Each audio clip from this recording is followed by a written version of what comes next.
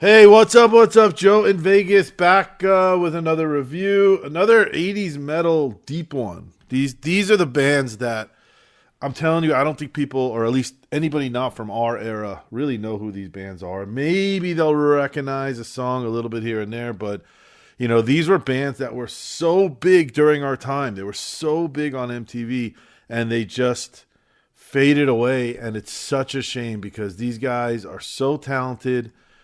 These guys were unbelievable. I think we all have pretty amazing memories with these types of bands. This band specifically was White Lion. I was going to go see Motley. Motley Crue's got this residency here, and I've been trying to go the first weekend. I had tickets, ended up going away. I was going to go this weekend, but, I've seen Motley so many times, and I love them, and I plan to hit the residency soon. But, when you see White Lion, who I've never seen, and in my world where I've seen everybody 2, 3, 4 times, when somebody comes around that I haven't seen before, I get excited. And White Lion with those hits, man, from back in the day, it was just too good to say no. And then I was offered free tickets by somebody, and I just grabbed it and went with it. They played a little room at the Golden Nugget that I used to go to shows there all the time.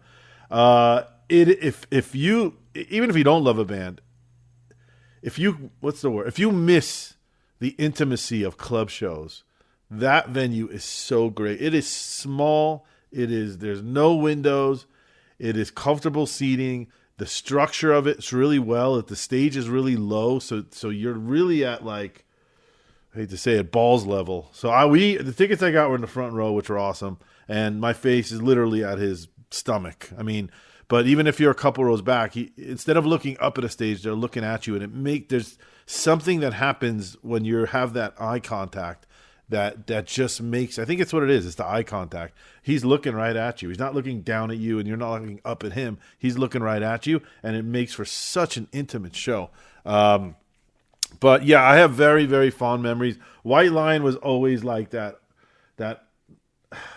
They weren't big enough to be headliners. Maybe they were, but they were like that awesome opening band that almost just,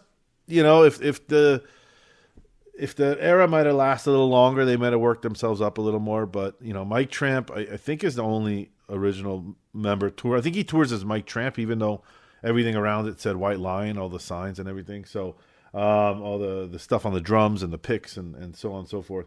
But let's get into the set list, and then I'll talk a little more.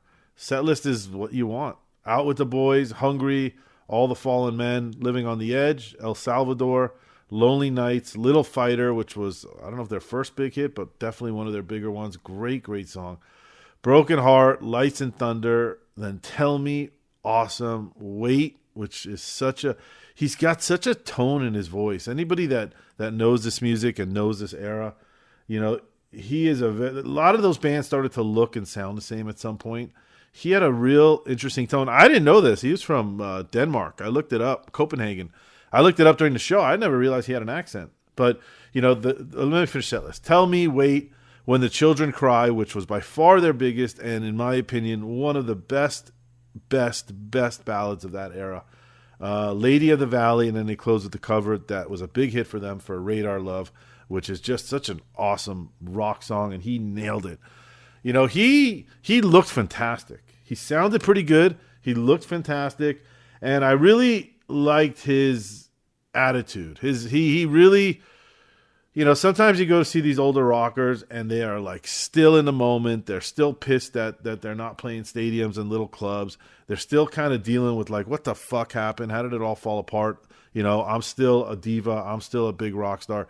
His attitude was real interesting. He just kept telling stories about, like, we were all kings. You, the fans, us as artists, we were all just kings back in the 80s. We were the best music, the peak of MTV, crazy fashion, gorgeous girls, tailgating in parking lots before shows. It was before everybody had their cell phones up in the air. Like I was telling someone the other day, like, my earliest shows, I saw, like, Guns N' Roses opening for Rolling Stones in, like, the late 80s. I saw, all these crazy, crazy concerts. I don't have a single picture of them. Not a single picture.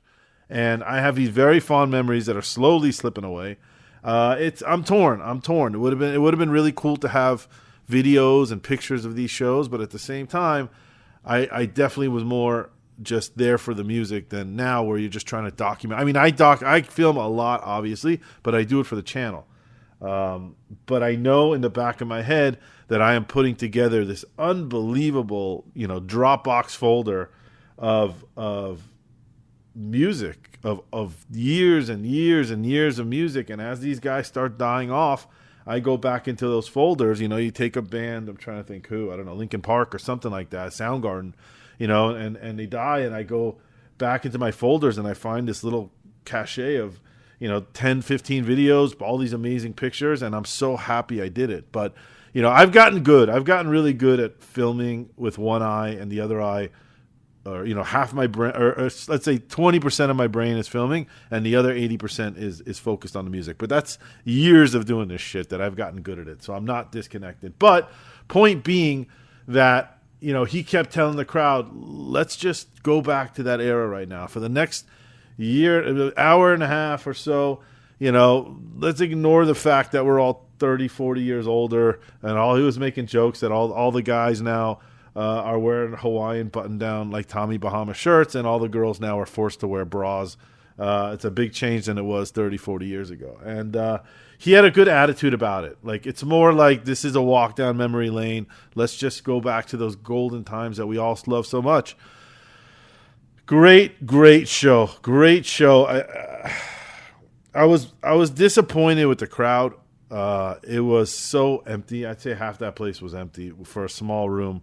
And I don't know why. This band deserves better. And again, I know they gave away a lot of free tickets. I got free tickets, which makes it even worse. But, hey, God bless Mike for still going out there.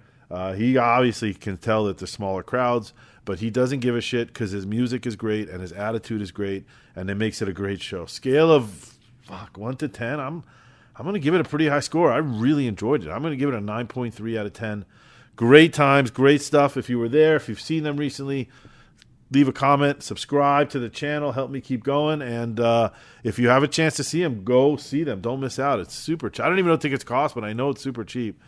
And thanks for listening, and I will see you at the next show. Bye-bye.